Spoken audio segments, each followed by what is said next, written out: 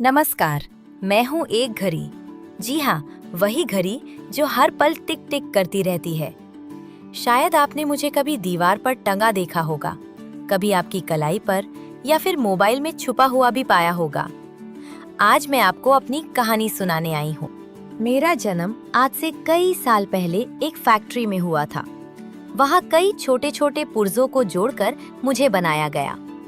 जब पहली बार मेरी सुइयां चली तो मुझे ऐसा लगा जैसे मेरी धड़कन शुरू हो गई हो।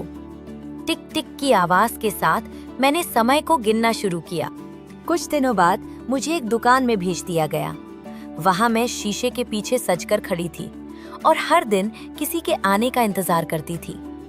एक दिन एक परिवार आया और उन्होंने मुझे पसंद कर लिया। उस दिन से मैं उनके घर की दीवार पर लग गई। मैंने उस घर में बहुत कुछ देखा, बच्चों को खेलते हुए, बड़ाई करते हुए, बड़े होते हुए, कभी खुशी के पल तो कभी दुख के आंसू। हर पल मैं चुपचाप खड़ी रहकर सब देखती रही और समय बताती रही।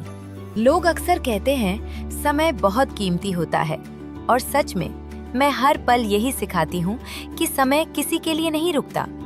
कई बार लोग मुझे नजरअंदाज कर देते हैं, देर कर देते हैं और फिर पछताते हैं। तब मुझे लगता है कि काश वे मेरी टिक टिक की आवाज को समझ पाते। समय के साथ मैं भी बदलती रही। पहले मैं एक साधारण दीवार घड़ी थी, फिर लोग मुझे कलाई घड़ी के रूप में पहनने लगे। आज के समय में मैं मोबाइल और डिजिटल स्क्रीन में भी बस गई हूँ, लेकिन मेरा काम आज भी वही है, हर पल समय बताना। कभी कभी मेरी बैटरी खत्म हो जाती है तो मैं रुक जाती हूँ। उस समय मुझे बहुत अकेलापन महसूस होता है, जैसे मेरी जिंदगी थम गई हो। लेकिन जैसे ही नई बैटरी लगती है, मैं फिर से टिक टिक करने लगती हूँ और अपनी जिम्मेदारी निभाने लगती हूँ। मेरी कहानी का एक ही संदेश है, समय को पहचानो, क्योंकि जो समय चला गया वो कभी वापस नहीं आता।